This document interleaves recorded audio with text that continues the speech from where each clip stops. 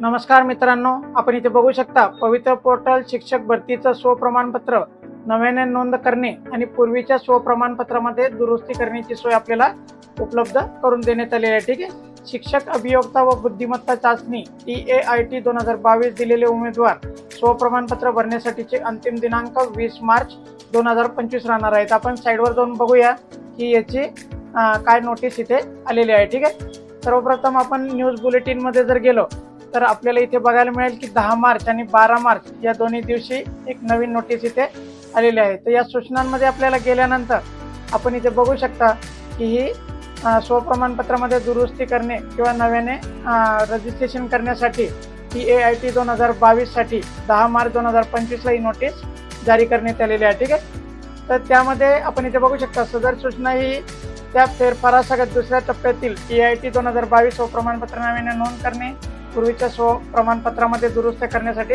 लागू राहणार आहे। ठीक आहे, शिक्षक अभियोक्ता व बुद्धिमत्ता चाचणी 2022 मधील प्राप्त गुणांच्या आधारे शासन निर्णय क्रमांक दिलेला आहे इथे आणि खाजगी व्यवस्थापनाच्या शाळांतील शिक्षक सेवक किंवा शिक्षक या रिक्त पदांवर टप्पा 2 अंतर्गत भरती करण्यात इथे येणार आहे। ठीक आहे, तर त्यानंतर आपण इथे बघू शकता शिक्षकांची सदर भरती ही त्या व्यवस्थापनामध्ये रिक्त असलेली पदे, इयत्तांचा गट, विषय, अध्यापनाचे माध्यम, आरक्षण, समांतर आरक्षणासह उमेदवारांनी शिक्षक अभियोक्ता व बुद्धिमत्ता चाचणीमध्ये प्राप्त केलेले गुण व त्यांनी पोर्टलवर लॉग केलेले प्राधान्यक्रम इत्यादी बाबतीत एकत्रित विचार करून गुणवत्तेनुसार पवित्र पोर्टल मार्फत शिफारस करण्यात येणार आहे। ठीक आहे, स्थानिक स्वराज्य संस्थांकडून रिक्त पदांची भरती ही मुख्यत्वे मुलाखतीशिवाय या पर्यायातील असतील आणि यासाठी रिक्त पदासाठी एका उमेदवाराची एकाच एक प्रमाणात नियुक्तीसाठी वरील क्रमांक 3 मध्ये नमूद बाबीचा विचार करून घेऊन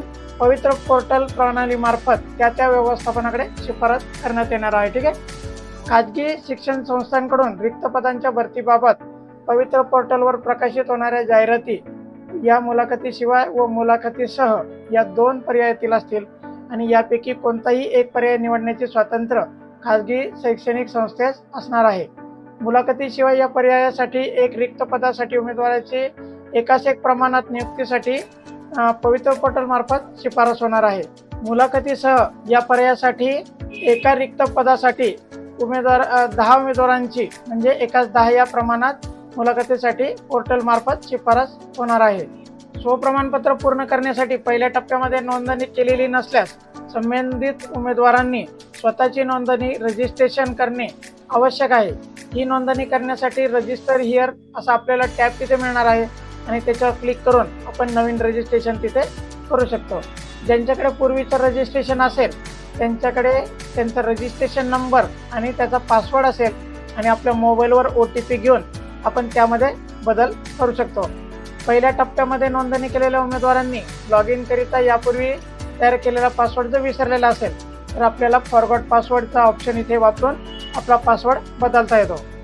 ज्या उमेदवारांना त्यांच्या मोबाईल क्रमांकामध्ये काही कारणास्तव बदल करायचा असल्यास नजीकच्या शिक्षणाधिकारी कार्यालयात जाऊन आपल्याला वैध ओळखपत्र दाखवून आपल्या स्वतःची ओळख पटवून मोबाईल क्रमांकामध्ये बदल करता येत असतो। त्यामुळे जर आपला मोबाईल हरवलेला असेल, तो मोबाईल आपल्याकडे नसेल किंवा आपल्याला OTPची काही अडचण येत असेल तर आपण संबंधित कार्यालयाला जाऊन तसा आपला मोबाईल क्रमांक बदलून घ्यावा। पवित्र पोर्टलवरील नोंदणी, रजिस्ट्रेशन व स्वप्रमाणपत्र भरण्याची प्रक्रिया उमेदवारांनी स्वतः करण्याची आवश्यकता आहे। त्यामुळे आपण व्यवस्थित माहिती सगळी पडताळणी केल्याशिवाय आपला फॉर्म सेल्फ सर्टिफाईड करू नये। उमेदवारांनी पवित्र प्रणाली व पदभरतीशी निगडित असलेल्या विविध शासन निर्णयाचे काळजीपूर्वक वाचन करून घ्यायचे आहे आणि स्वप्रमाणपत्रातील माहिती भरताना काळजीपूर्वक ती बघून घ्यायची आहे। उमेदवारांना स्वप्रमाणपत्र पूर्ण करण्यासाठी 11 मार्च 2025 ते 20 मार्च 2025 पर्यंत मुदत देण्यात आलेली आहे। त्यामुळे या काळातच आपल्याला ते करावं लागणार आहे। जर आपल्याला आपल्या डेटामध्ये काही चेंज करायचं असेल तर आपल्याला लॉग इनमध्ये request for the change data असा आपल्याला ऑप्शन मिळणार आहे आणि त्यामध्ये जाऊन आपण रिक्वेस्ट फॉर चेंज डेटाचा करून आपल्याला शिक्षणाधिकारी कार्यालयाला जाऊन आपले योग्य तो बदल करून घ्यायचा आहे। ठीक आहे, नमूद केलेल्या मुदतीत जे उमेदवार स्वप्रमाणपत्र प्रमाणित करणार नाहीत तो उमेदवार या दुसऱ्या टप्प्यात होणाऱ्या शिक्षण सेवक किंवा शिक्षक पद भरतीच्या पुढील प्रक्रियेसाठी पात्र ठरणार नाही असं क्लिअर कट इथे मेन्शन करण्यात आलेलं आहे। ठीक आहे, त्यानंतर आपण पूर्वी रजिस्ट्रेशन केलेलं असेल किंवा आपल्याला नवीन रजिस्ट्रेशन करायचं असेल तर आपला जो प्रवर्ग आहे तो खुला आहे का, आर्थिकदृष्ट्या दुर्बल घटकात आहे का, म्हणजे EWS मध्ये आहे का किंवा SCBC मध्ये आहे का, हे आपण ठरवून आपल्याला त्याप्रमाणे बदल करावा लागणार आहे. जर आपण यापूर्वी ओपनमधून भरलेला असेल आणि आता आपल्याकडे SCBC असेल किंवा पूर्वी आपण EWS भरलेला असेल, आपल्याला ओपनमध्ये करायचं असेल किंवा SCBC मधून आपल्याला OBC मध्ये जायचं असेल तर त्याप्रमाणे आपण आपल्या स्वप्रमाणपत्रामध्ये बदल करून अनसर्टिफाईड करून बदल करून त्यानंतर आपल्याला सेल्फ सर्टिफाईड करून घ्यायचं आहे. काही उमेदवारांना त्यांच्याकडील कुणबी नोंदणीच्या आधारे इतर मागासवर्ग प्रमाणपत्र मिळालेले आहे. त्या अनुसरून सामान्य प्रशासन विभागाने पत्र दिनांक 28/5/2024 अन्वये अराखीव म्हणजे खुला अथवा आर्थिकदृष्ट्या दुर्बल घटक EWS यांना स्वप्रमाणपत्र सादर केलेल्या उमेदवारांना इतर मागासवर्ग म्हणजे OBC या प्रवर्गातील आरक्षण लाभ घ्यायचा असल्यास त्याबाबत योग्य तो बदल करणे आवश्यक राहणार आहे. जर आपल्याकडे सामाजिक व शैक्षणिकदृष्ट्या मागासवर्ग म्हणजे SCBCचं प्रमाणपत्र आलेलं असेल तर आपण EWS किंवा SCBC याप्रमाणे इथे बदल करू शकता. स्वप्रमाणपत्रामधील माहिती नव्याने भरणे, यापूर्वी भरलेली माहिती दुरुस्त करणे म्हणजे उमेदवारांना नियुक्तीच्या शिफारसीबाबतच्या पूर्वलक्षी प्रभाव कोणत्याही परिस्थितीत मिळणार नाही याची उमेदवारांनी नोंद घ्यायची आहे.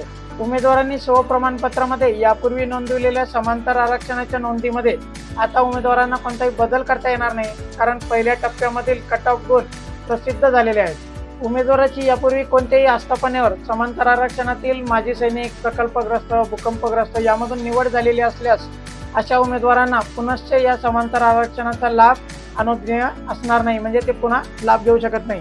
त्यामुळे लाभ घेतलेल्या उमेदवारांनी संबंधित समांतर आरक्षणाच्या पर्यायासमोर नो अशी नोंद करायची आहे, जेणेकरून संबंधित उमेदवाराच्या त्यांच्या स्वतःच्या सामाजिक प्रवर्गातून किंवा खुल्या प्रवर्गातून गुणवत्तेनुसार शिफारसीबाबत विचार केला जाणार आहे. अर्जात किंवा स्वप्रमाणपत्रामध्ये खोटी माहिती देणे किंवा खरी माहिती दडवून ठेवणे किंवा त्यात अनधिकृतपणे खाडाखोड करणे किंवा खाडाखोड असलेली अथवा बनावट दाखले सादर करणे हे गुन्हेगारक असून हे आपल्याला गैरवर्तणुकीचा गुन्हा आपल्यावर इथे दाखल होऊ शकतो. त्यामुळे असा कुठलाही प्रकार आपण करू नये.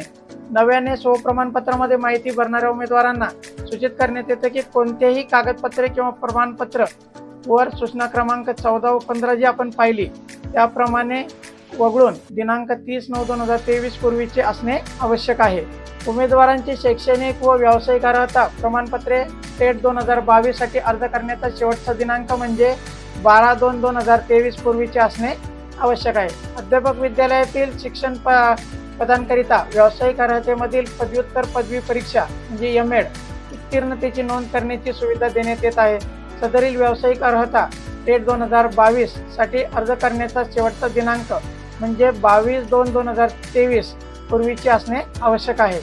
TET किंवा CTET या शिक्षण पात्रतेतील परीक्षेतील इयत्ता 1ली ते 8वी करिता कमाल प्राप्त गुणांची नोंद उमेदवारांनी यापूर्वी स्वप्रमाणपत्रात केलेली नसल्यास अशा उमेदवारांना कमाल गुणांची नोंद स्वप्रमाणपत्रात करता येणार आहे.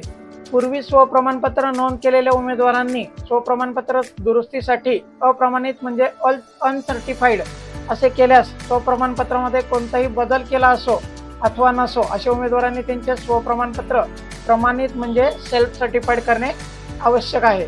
तर याप्रमाणे 10 मार्च 2025 रोजी जाहीर झालेली नोटीस होती.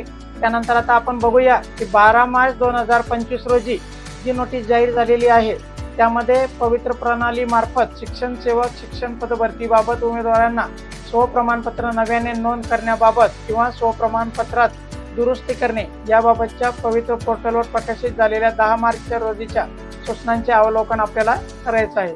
ज्या उमेदवारांना त्यांच्या स्वप्रमाणपत्रामध्ये कोणतीही दुरुस्ती करायची नाहीये त्यांनी आता स्वप्रमाणपत्र अप्रमाणित म्हणजे अनसर्टिफाईड करणे आवश्यक नाही. म्हणजे ज्या उमेदवारांना स्वप्रमाणपत्राबाबत कोणतीही कार्यवाही करू नये उमेदवारांनी पहिल्या टप्प्यात केलेले स्वप्रमाणपत्रच सेकंडसाठी ग्राह्य धरण्यात येणार आहे. मात्र जे उमेदवार सामाजिक व शैक्षणिक मागासवर्ग जसा की SCBC आहे किंवा EWS आहे हे आपल्याला जर बदल काही करायचा असेल तो आपल्याला स्वप्रमाणपत्र पुनश्च करण्यापूर्वी करणे अनिवार्य राहणार आहे. सद्यस्थितीमध्ये स्वप्रमाणपत्र अप्रमाणित म्हणजे अनसर्टिफाईड केलेले असल्यास स्वप्रमाणपत्रामध्ये कोणताही बदल केला असो अथवा नसो अशा उमेदवारांनी त्याचे स्वप्रमाणपत्र सेल्फ सर्टिफाईड करणे आवश्यक राहणार आहे. त्याशिवाय आपल्याला पुढच्या प्रोसेसमध्ये सहभाग घेता येणार नाही. तर याप्रमाणे आपण दोन्ही नोटीसी पाहिल्या.